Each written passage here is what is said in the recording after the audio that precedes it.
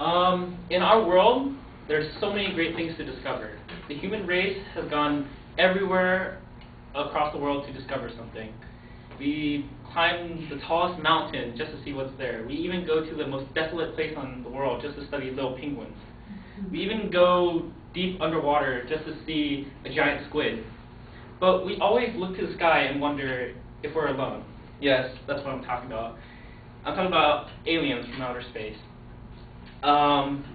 Aliens, when you think about aliens, it influences our fantasy throughout our entire lives. We see it through film. We have E.T., Avatar, even the movie Predator and Alien.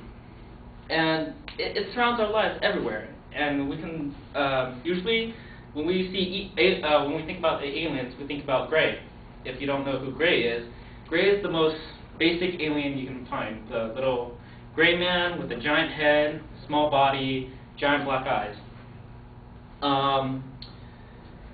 There are many theories about aliens. I'm pretty sure you all heard of them, either conspiracies or myths. That the most basic one, that they probe your butt.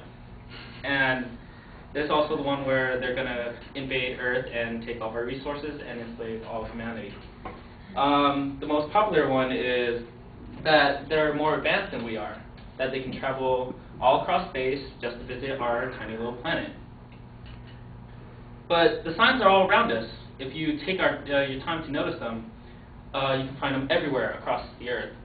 The one that we're most used to in North America is the crop circles, where in a field of crops, they will be flattened down in a matter of one night to form acres, image of a giant circles. Either they could be signs or just pictures that aliens want to do on our crops just for fun. You've probably heard of Stonehenge being built by aliens. Stonehenge is in Europe. They're giant stones. No one knows how they got there on top of a hill. And people believe that they're used to commune with other aliens in outer space.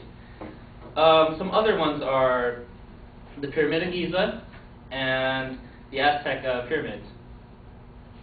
Well, one of the myths are the Aztec people, the entire race was just disappeared, and some people believe that they left with the aliens. That's why we can't find any traces of them. And if some of you might know of Area 51 and the story of Roswell, where we have an area outside in the desert somewhere that has an alien spacecraft, and it was first visited in Roswell. Well, if you need more evidence than this, you can also look in ancient artwork. The first one is, well, the oldest one is in Egypt.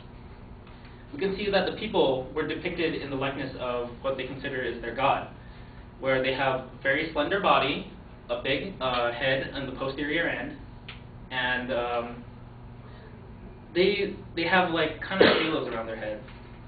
In Italy and in Peru, there is ancient rock carvings on the ground depicting people from outer space with giant heads and halos around them.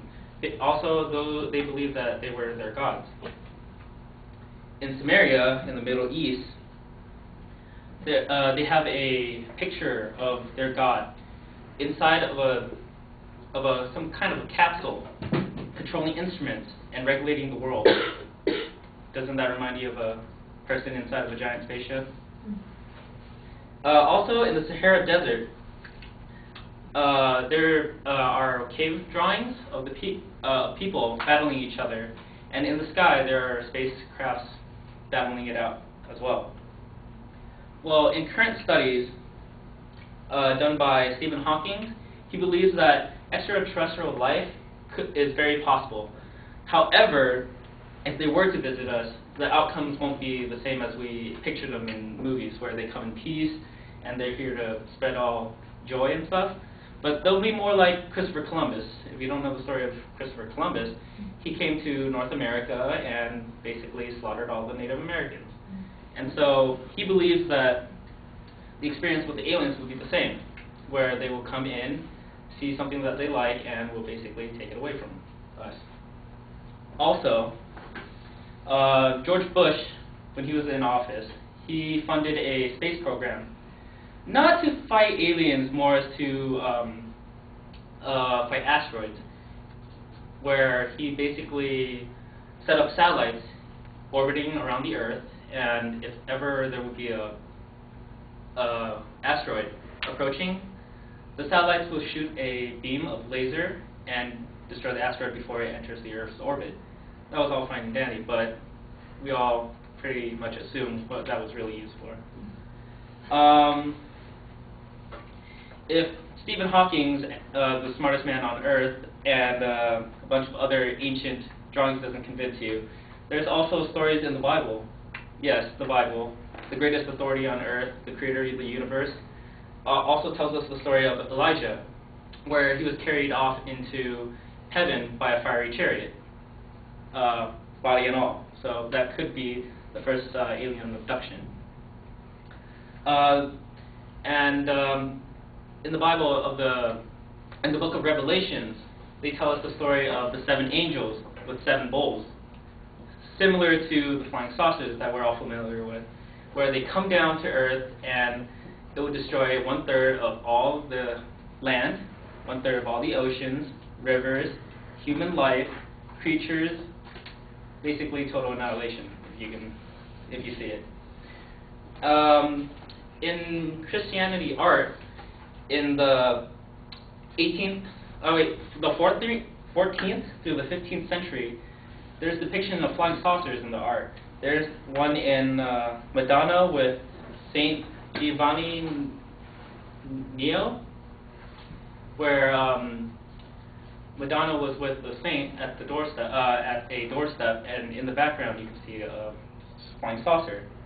Also, in the tapestry of the crucifixion, in the background, there are 2 spaceships, one similar to the one that we're all used to, the flying saucer, and another spacecraft. To close this all up, I hope that you do believe in aliens, because I do. And quoting Agent Mulder, the truth is out there.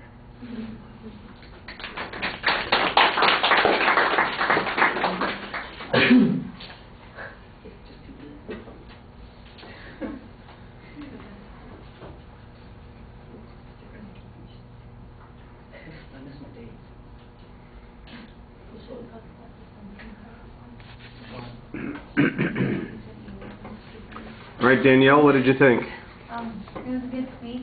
He supported it with quotes and art and stuff. And his ending was good. I liked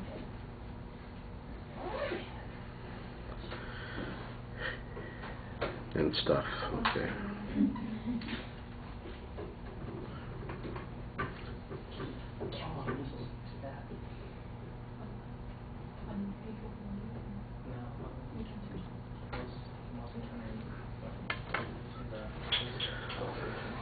Right, Douglas, I think you do a nice job talking to the audience. There's good variety in your voice. You are engaged. You make good audience contact with us.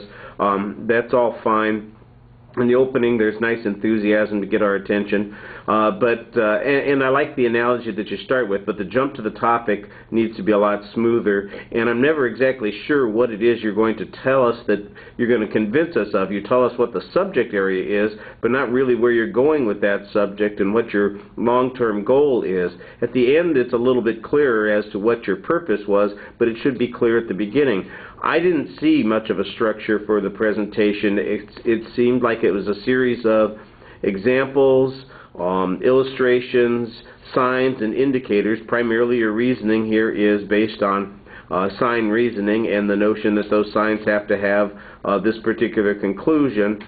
There's never any discussion of what other explanations there might be for the signs, and it mostly seems to be taken on faith that that's what they're indicative of.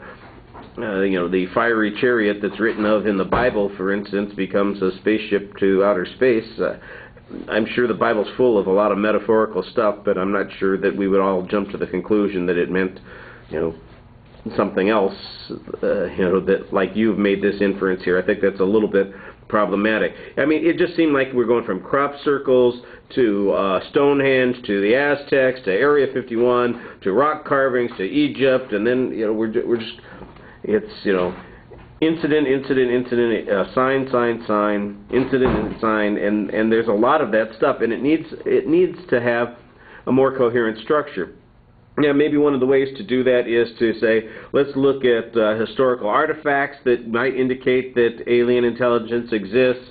Let's look at things that can't be explained by any other means as a way of showing this. And let's look at the writings of people in the past and the present who believe that this is true. And then we can kind of impose a structure on what's going on there.